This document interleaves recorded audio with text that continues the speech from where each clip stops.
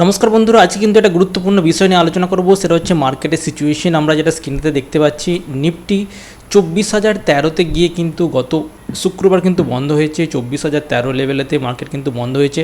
Nifty কি বলছে এবং মার্কেট কোথায় যেতে পারে, এবং আমরা কিন্তু আপনাদেরকে কিছু ভালো ভালো স্টকের সন্ধান দেব। আপনারা ভিডিওটা কিন্তু অবশ্যই দেখেন, আর মার্কেট কি হতে পারে সেই জিনিসটাও নিয়ে কিন্তু আলোচনা হবে এই ভিডিওতে। একটা জিনিস লক্ষ্য করুন, মার্কেট কিন্তু নিচের লেভেলে যে গ্যাপিংটা ছিল, আপনারা দেখুন এখানেতে যে গ্যাপটা ছিল, সেই গ্যাপটা কিন্তু অলরেডি মার্কেট কিন্তু ফিল আপ করে দিয়েছে। ফিল আপ করে এই যে জায়গাটা ফিল আপ করে কিন্তু শার্প উপর দিকে উঠে যাওয়ার চেষ্টা করছে। এখানেতে কি হতে পারে, এখানে দেখুন, এখানে উপরে উঠেছিল, ফের নিচে নেমেছে, ফির উঠেছে, এটা কারেকশান নিয়েছে, কিন্তু এই জায়গায় একটা লেভেল বানিয়েছে। এই লেভেলটার পর আজকে আমরা যদি আলোচনা করি যে রবিবার দিনেতে যে মার্কেট আছে 24,013 লেভেলেতে, সেখান থেকে কিন্তু আস্তে আস্তে উপর দিকে ওঠার চেষ্টা করছে। এটা কিন্তু শার্প ডিরেকশন, মার্কেট কিন্তু উপর দিকে ওঠার চেষ্টা করছে। এবং যে গ্লোবাল সিনারিও, আপনারা জানেন যে গ্লোবালেতে কী সিচুয়েশান চলছে বর্তমানেতে।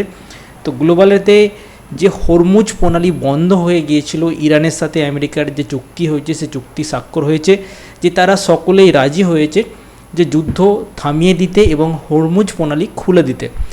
যদিও গতকাল কিন্তু একটা নিউজ আসছে যে ইরান পুনরায় নাকি বন্ধ করে দিয়েছে, কিন্তু ইউএস আর ট্রাম্প সরকার কিন্তু বলে দিচ্ছে যে হরমুজ প্রণালী সব ঠিকঠাক আছে, কোনো সমস্যা নেই। আর আমরাও দেখেছি যে ক্রুড অয়েলের দিকে, আমরা যদি ক্রুডের রেটও একবার দেখে নিই, ক্রুডের কমোডিটিতে ক্রুডের প্রাইস কোথায় চলছে, ক্রুড অয়েল, এক সেকেন্ড আমি সার্চ করে দেখে নিচ্ছি, তাহলে কিন্তু বুঝতে পারবেন। ওকে, ক্রুড অয়েলের প্রাইস কিন্তু 7,200 টাকার কাছাকাছি নেমে গেছে। আপনারা যদি স্ক্রিনেতে দেখেন যে ক্রুড অয়েল অলরেডি একদম লোয়ার লেভেলে চলে এসেছে, যে মার্চ মাসের যে লো ছিল সেই লোয়ের কাছে চলে এসেছে।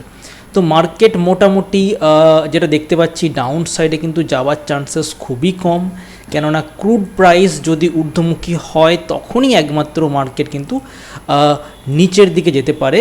ওভারঅল যে যুদ্ধর পরিস্থিতি বা একটা খারাপ অর্থনৈতিক সংকটের দিকে চলছিল, আমাদের যে টাকার মূল্য হ্রাস পাচ্ছিল, ডলার মজবুত হয়ে যাচ্ছিল, সেখান থেকে কিছু না কিছু হলেও, হালকা হলেও কোনো একটা সুরাহা পাওয়া গেছে।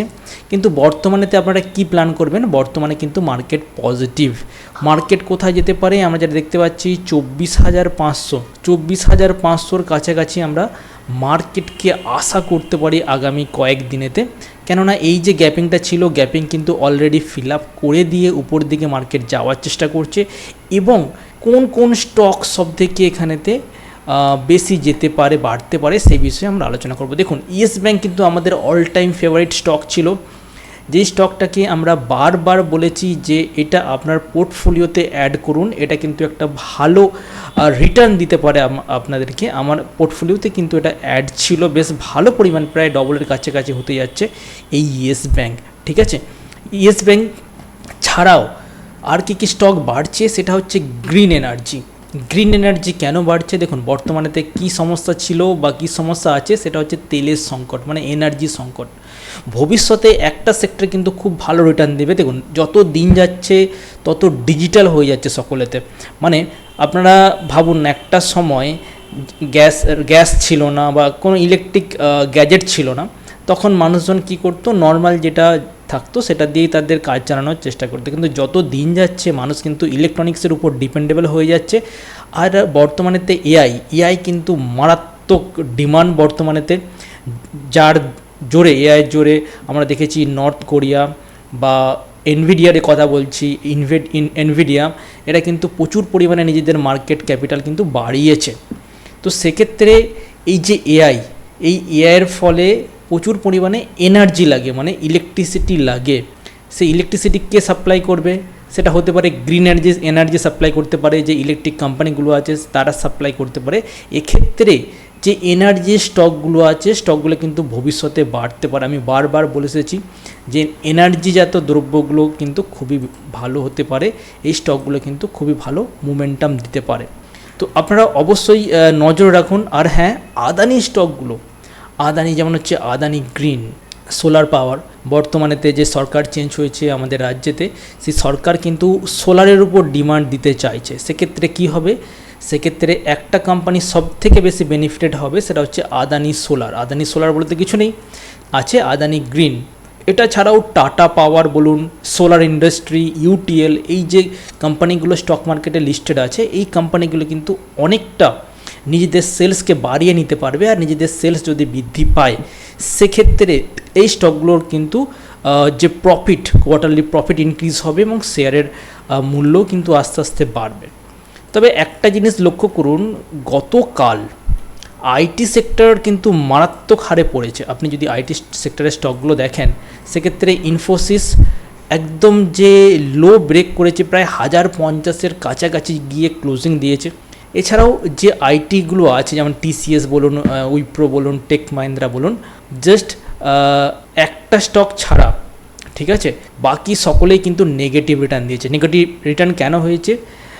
আমরা জানি যে আমেরিকার একটা কোম্পানি আছে অ্যাসেঞ্চার, তো অ্যাসেঞ্চার কী করেছে, তার যে স্টক, সেই স্টকটা কিন্তু 70 থেকে 80% ফল করে গিয়েছিল, যার ফলেতে আইটি সেক্টরে ইন্ডিয়ান যে আইটি আছে তার একটা খারাপ প্রভাব পড়ে এবং যার ফলে আমাদের আইটি স্টকগুলো কিন্তু অনেকটা নিচের দিকে যায়। নিফটিকে নিচের দিকে নিয়ে যেতে চাইছিল, কিন্তু নিফটি অলরেডি রিকভারি দিয়ে শেষবেলায় কিন্তু একটা জাম্প করেছে।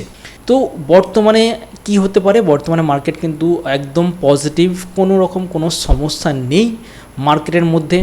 আর স্টকের মধ্যে আমি একটা স্টক আলোচনা করছি, সেই স্টকটার নাম হচ্ছে, স্টকটা ওপেন করছি আমি, সিয়ান এগ্রো। ওকে, সিয়ান এগ্রো আমরা জানি এটা হচ্ছে নিতিন গডকরির ছেলে, তার কোম্পানি অ্যাকচুয়ালি। তো সিয়ান এগ্রো বর্তমানেতে আপার সার্কিট চলছে, নিচের লেভেল কিন্তু 1400 টাকার কাছাকাছি কিন্তু এটা ছিল, সেখান থেকে কিন্তু মোমেন্টাম দিয়ে আস্তে আস্তে কিন্তু উপর দিকে যাচ্ছে। ওকে, তো এটা কোথায় যেতে পারে, এটা কিন্তু ভবিষ্যৎ খুব ভালো আছে। বর্তমানে আমরা দেখতে পাচ্ছি যে E80 পেট্রোল এসেছে মার্কেটে, অলরেডি বিক্রি হচ্ছে, দিল্লি বা আদার্স মেট্রো সিটি এরিয়ায় কিন্তু বিক্রি হচ্ছে। ওকে, এবং সেই E80 পেট্রোলের জন্য মানে উপযোগী গাড়িও কিন্তু নির্মাণ করা হচ্ছে, ঠিক আছে। এটা ছাড়াও E100 এবং সবথেকে গুরুত্বপূর্ণ বিষয় হচ্ছে আমরা যে গ্যাস ইউজ করি সেই গ্যাসেতেও আর যাতে গ্যাস বিদেশ থেকে কিনতে না হয় সেখানেও কিন্তু ইথানল মিক্স করার একটা প্ল্যানিং চলছে। কিন্তু এসব যদি সম্ভব হয়ে যায়, দেখুন যদিও আমাদের গাড়ির মধ্যে অনেক কমপ্লেন আসছে যে গাড়ির যন্ত্রাংশ ক্ষতি হচ্ছে, এবং রিসেন্টলি আমরা শুনেছি যে দিল্লিতে একটা নির্দিষ্ট টাইমের পরে আর গাড়ি সেগুলো চালানো যাবে না, মানে পুরাতন গাড়িকে ফেলে দিতে হবে, নতুন গাড়িকে অ্যাডপ্ট করতে হবে। তো কেননা সেক্ষেত্রে যে নতুন এথনলের পরিমাণ যে বাড়িয়ে দেওয়া হয়েছে, সেই এথনলগুলো কিন্তু পুরনো গাড়িতে সাপোর্ট করছে না, এরকমই একটা অভিযোগ আসছে। সেই অভিযোগের ভিত্তিতে দিল্লি সরকার কিন্তু এরকম পদক্ষেপ নিয়েছে। বর্তমানে কিন্তু এটা সারা দেশেও অ্যাপ্লাই হতে পারে। তো সেক্ষেত্রে আমাদের ভারতবর্ষ একটা জিনিস আমি লক্ষ্য করছি, ইথানলের উপর যদি জোর দেয় তাহলে কিন্তু একটা জিনিস হবে, সেটা হচ্ছে বিদেশ থেকে যে আমরা তেল কিনি প্রায় 80 থেকে 85% যে আমরা ক্রুড অয়েল মানে কাঁচা তেল কিনে সেটাকে শোধন করে ইন্ডিয়ার বিভিন্ন প্রোডাক্ট তৈরির জন্য, বিভিন্ন কাজের জন্য ব্যবহার করি, সেই তেলের মানে কি যে ইম্পোর্টটা অনেকটাই কমে যাবে। অনেকটাই কমে গেলে সেক্ষেত্রে আমাদের অর্থনৈতিক সিচুয়েশান কিন্তু অনেকটাই মজবুত হবে। ওকে, তো সরকার কিন্তু সেরকমই পদক্ষেপ নিতে চলেছে। আপনারা দেখুন মার্কেট কিন্তু সব পজিটিভ। আর যেই জিনিসটা বলার সেটা হচ্ছে সিয়ান এগ্রো, এই শেয়ারটা কিন্তু ভালো রিটার্ন দিতে পারে।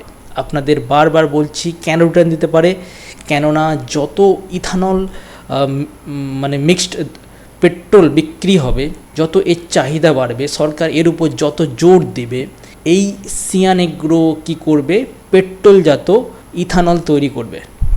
ইথানল তৈরি হলে এই কোম্পানির প্রফিট বাড়বে। এই কোম্পানিটা বর্তমানেতে 1960 টাকার কাছাকাছি চলছে, আপার সার্কিটে চলছে। তো এটা কিন্তু বড় একটা জাম্প দিতে পারে। আপনারা যদি দেখেন এই স্টকটা 2026-এর আগে মানে 2025 সাল বা তারও আগে একটা ফ্ল্যাটিস ছিল, কোনো মোমেন্টাম ছিল না। আপনি যদি দেখেন কোনো মোমেন্টাম ছিল না।